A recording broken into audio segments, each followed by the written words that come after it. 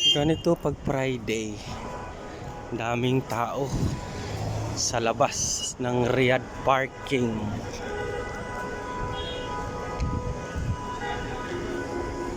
Fiesta, kala mo fiesta.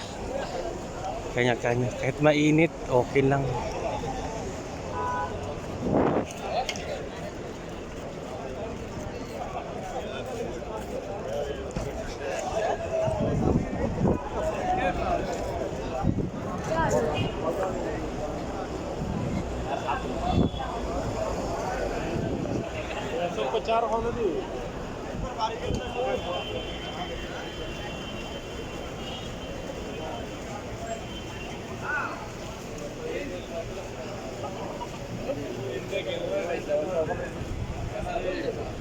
Busy silang lahat bumibili ng tea.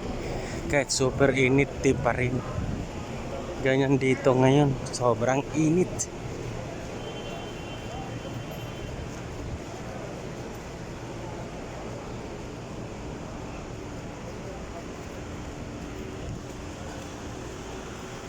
Pupunta ako ng masjid.